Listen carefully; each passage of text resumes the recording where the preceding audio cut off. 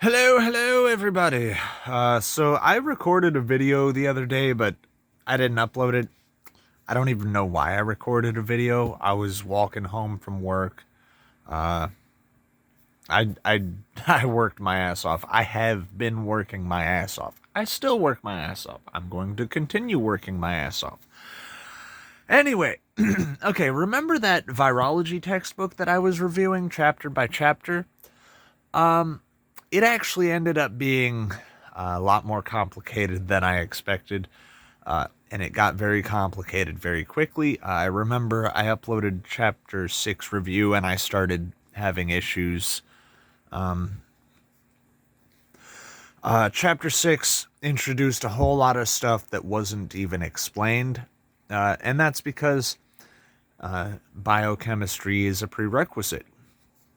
And though I knew that and I had been studying biochemistry for a bit, I wasn't doing too good in biochemistry. I was literally just paying attention to a series of lectures which MIT has produced, which you can find on YouTube for free. MIT Biochemistry 1 and 2. And so because I was kind of half-assing it and didn't really grasp it all, I consider that a failure. So because I failed there, I got not one, but two textbooks. These are fucking heavy right now. The smaller one, this comes from 1995. This is Elements of General Organic and Biological Chemistry, 9th edition, 1995. And the other one, believe it or not, this looks old as shit. This looks old as shit, but this is actually from 2010. This is Fundamentals of General Organic and Biological Chemistry, 6th edition, 2010. So I'll be going through those. And then I will get into virology again. Just so I can make sure that I actually understand what is going on. Now, I also happen to have a whole fuck ton of other books that I bought up. And I have good reasons for buying them all up.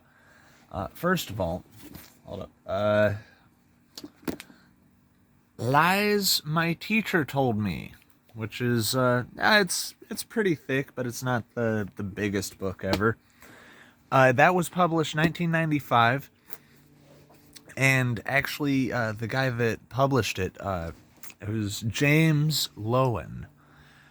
He worked at the Smithsonian Institute for about 2 years, and while he was there, he actually corrected the dozen or so best-selling history textbooks in the United States. And this book is the presentation of those corrections. So that's interesting. The Closing of the American Mind by Alan Bloom. This is 1987. This looks like an original binding.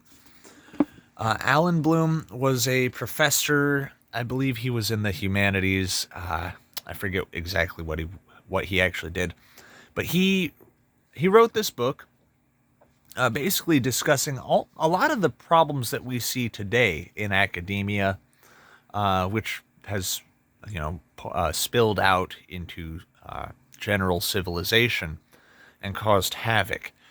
The sociology, the relativism, the word games, all that. That book was recommended to me by James Pawson, by the way. Hi, James. Hi, James. I hope you see this. So I got that. Now there's like 5 more books over here. The Scientist as Rebel by Freeman Dyson. Now, for those of you who are unaware, Freeman Dyson is a little bit of a hero of mine because he was someone who never got a PhD, and yet he ended up being a professor at the Princeton Institute, Princeton Princeton is a pretty prestigious institution of academia. So Dyson wrote this book. Basically, I haven't read it yet, but I'm aware of what's in it. It's basically about science is not supposed to be this consensus-based cult. It's not supposed to be a collectivist ideology. It is, in fact, science itself is a form of rebellion in a way. And people need to take that to heart.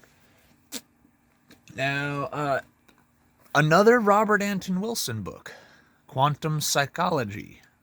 Quantum Psychology. I think that's upside down. Yeah, that was upside down. Quantum Psychology. That is very similar to Prometheus Rising, although with less of a focus on the actual circuitry of the brain and more focus on what those circuits can be filled with. Okay, Chris Hedges, Empire of Illusion. This was 2009.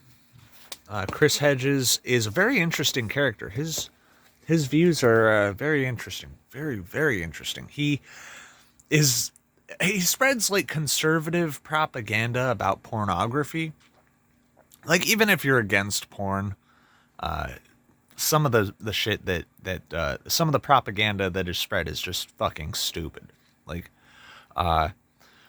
women are fucked so hard that by so many men that they have to be hospitalized because their anuses are torn open. There's no actual evidence of this ever happening. This isn't a thing that happens, okay? But at the same time, this Chris Hedges also believes in climate change and systemic bigotry. So it's a very, very interesting character, and I look forward to reading his book. He's written at least 14 books that I know of. Now, I have two more. Where'd the other one go? Shit. I seem to have misplaced the other one. Oh wait, no. There it is. Okay, 2 books. The last 2 books. Oh, well, no. There's 3 books left. These 2 books are both by Richard M. Weaver, who was a philosopher back in the 40s, 50s, and early 60s. He died in 1962, if I recall correctly. Visions of Order, which supposedly very accurately describes our modern era. And Ideas Have Consequences, which I believed, when I purchased it, I believed that it was a book about how people philosophizing need to be more careful. But now I'm not entirely sure exactly what it's about, and I need to read it.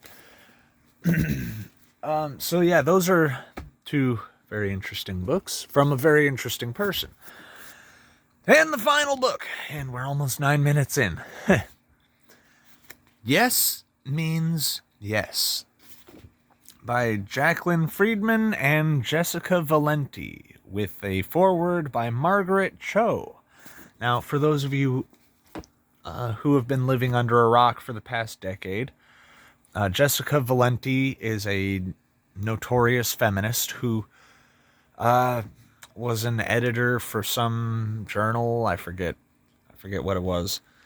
Anyway, I remember seeing this book back in the early 2010s in Barnes & Noble.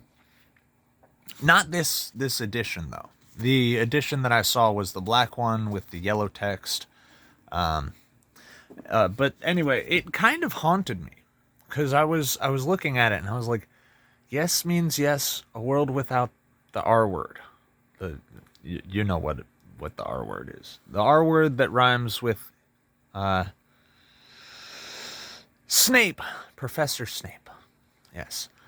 Uh, so I kind of was wondering, is this about like, oh, if you say yes, you can't be R-worded. So and that's how you eliminate the R word from the world. Well, I don't know, and it doesn't look like that's the case. It doesn't look like that's the case, but it would be interest. It is interesting to study other people's views, and it is also a good idea to have original sources for views which you disagree with. That way, you can refute them in full with a using a first-hand source. So yeah, I'm gonna be working my ass off in like 5 different ways. And for those of you who were wondering, I did choose a topic for my book, for the book that I am writing, and that topic is, quote, the problems of academic intrusion in society, unquote. And really, what the focus is going to be on is about how academia is essentially its own subculture, and the commingling of subcultures can actually be a hazard if done improperly, especially if done without informed knowledge and consent on the matter. So, and the reason why I'm writing that one is because I did actually put it to a vote. I put the vote out on Minds, Instagram, and Discord, and it came back, and so the winner was that topic, and the runner-up was altered states of consciousness and their uses. So I will write this first book on the problems of academia intruding on civilization. And then I will write the second book about altering consciousness. So, thank you for watching. Peace.